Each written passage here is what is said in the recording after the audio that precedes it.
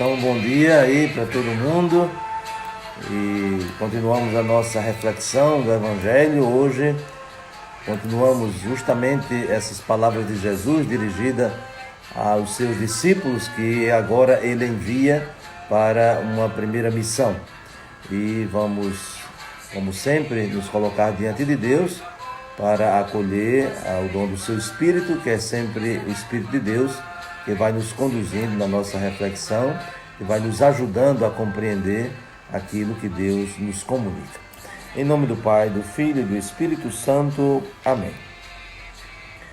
Ó Deus, que pela humilhação do vosso Filho reerguestes o mundo decaído, enchei os vossos filhos e filhas de santa alegria e dai aos que libertastes da escravidão do pecado o gozo das alegrias eternas. Por nosso Senhor Jesus Cristo, vosso Filho, na unidade do Espírito Santo. Amém. Então, hoje, como dizíamos, continuamos essas palavras de Jesus, dirigidas a seus discípulos, como orientação para essa primeira missão, mas também com muitas advertências. Nós vimos que a primeira parte, ontem, Jesus enviava os seus discípulos, falando do conteúdo, também do tanto da metodologia que eles deviam usar, do despojamento e assim por diante. E hoje, continuando, no capítulo 10, versículo 16 ao 23, Jesus vai dizer palavras, vamos dizer, entre aspas, um tanto assustadoras. Eis que vos envio como ovelhas no meio de lobos. Então, são palavras que humanamente são assustadoras.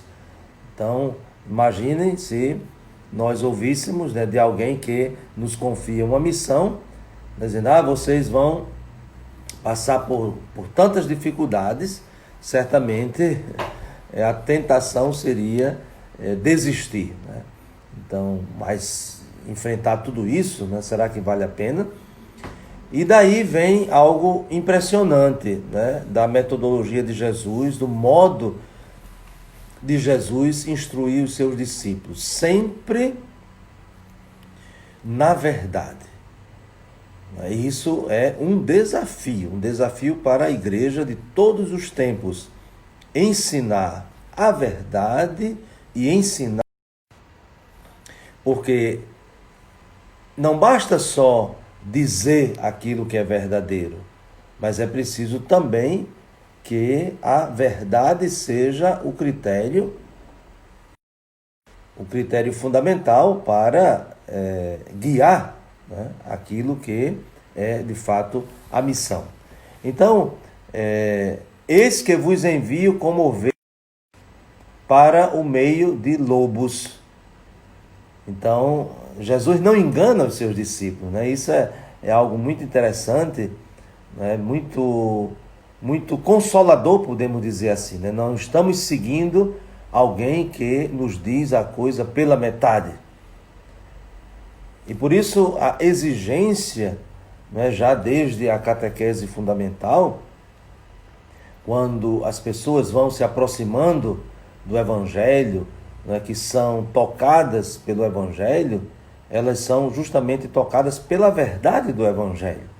Não é só por algumas partes do Evangelho, porque muitas vezes nós vemos aí até as manipulações de muitos grupos, de muitas seitas, que querem atrair adeptos para o seu grupo, para a sua seita, para a sua religião, mesmo utilizando o Evangelho, mas parece que evitando estas palavras de Jesus, cortando, arrancando da própria Escritura essa palavra de Jesus que, como dizíamos, do ponto de vista humano, são palavras um tanto duras, mas se é a verdade, então a verdade liberta, a verdade conduz à verdadeira felicidade.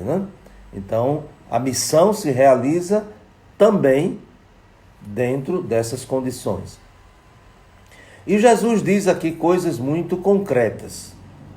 Cuidado com os homens, pois eles vos entregarão aos tribunais e vos açoitarão nas suas sinagogas. Vós sereis levados diante de governadores e reis por minha causa, para dar testemunho deles e das nações.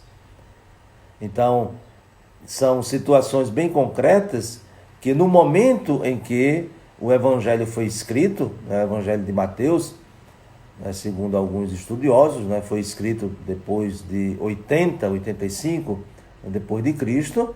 Então nós temos várias décadas depois desses acontecimentos e, portanto, já temos realidades, situações, experiências bem concretas, que podem ilustrar, que podem até confirmar esta palavra de Jesus. Então nós diríamos, ou nos perguntaríamos, essas palavras de Jesus, elas são uma profecia, aquilo que os discípulos vão passar, ou elas são já uma constatação? Isto é, podemos pensar nesses dois aspectos, como algo que Jesus está dizendo que vai acontecer, mas também algo que já aconteceu com Jesus. Nós podemos dizer, a perseguição, a condenação à morte, tudo aquilo que o próprio Jesus, na sua missão também enfrentou, na sua missão também passou, e portanto não é uma palavra que levanta uma pergunta, será que isso vai acontecer mesmo? Mas isso já é um fato na vida de Jesus e um fato na vida da igreja quando o Evangelho é escrito, como a gente lembrou, algumas décadas depois dos acontecimentos. Como dizíamos, são palavras um tanto chocantes. Imagine ser perseguido pelo inimigo, ser perseguido pelo opositor, até estar dentro de uma lógica. Mas aqui Jesus diz, o irmão entregará à morte o próprio irmão. Então isso se verificou justamente nos primeiros tempos da comunidade cristã, onde numa família alguns se convertiam e outros não. Então esses outros se tornavam os próprios delatores. Nós vamos dizer, dentro da própria casa havia perseguição. E aí a pergunta, será que isso é só dos primeiros tempos? Mas claro que não.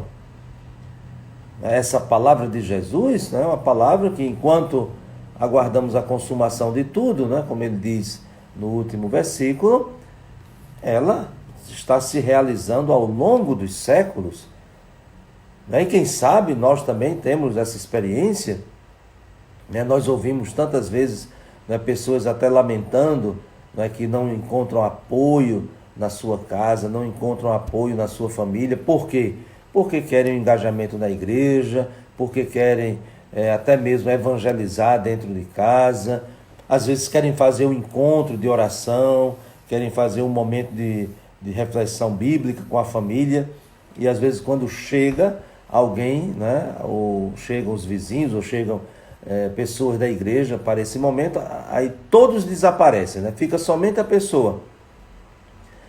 Então é um sinal, um sinal de que essa palavra de Jesus ela é muito presente também entre nós, isto é, de hostilidade, de indiferença e também de perseguição e rejeição.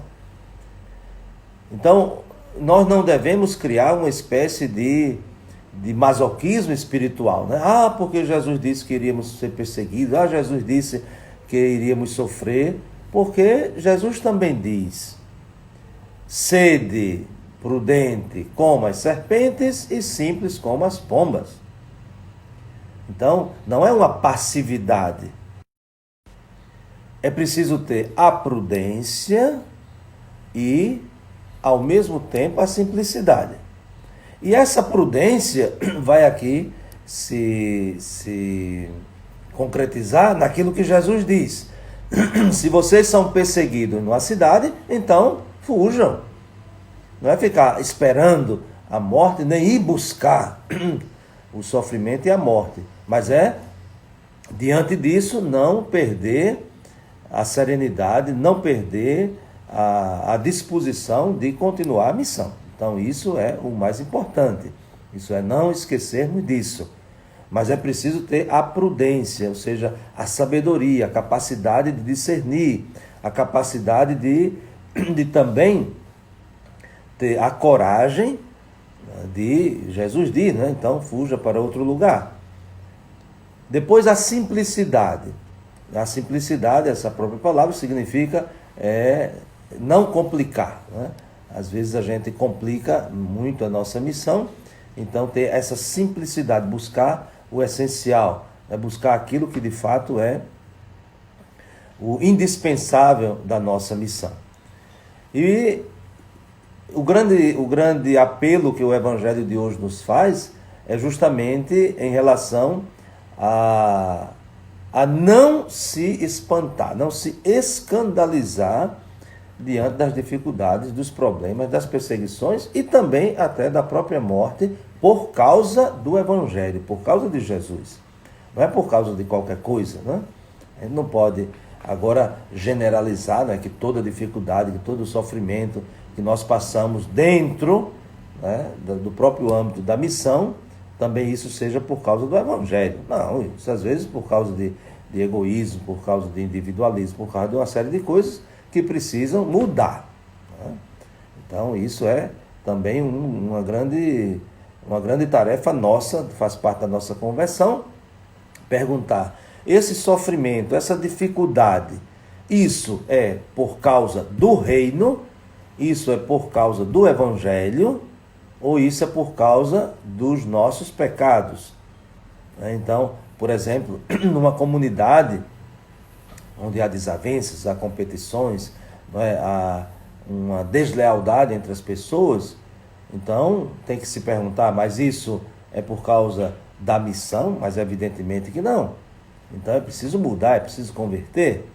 Enquanto que em outras situações, não, você é incompreendido porque você, em nome do Evangelho, proclamou a verdade, você é rejeitado por causa das suas atitudes, né, que buscam ser coerentes com o Evangelho e assim por diante. Então, esse Evangelho de hoje, né, ele é muito provocador nesse sentido. Não nos escandalizemos, ou seja, não nos espantemos.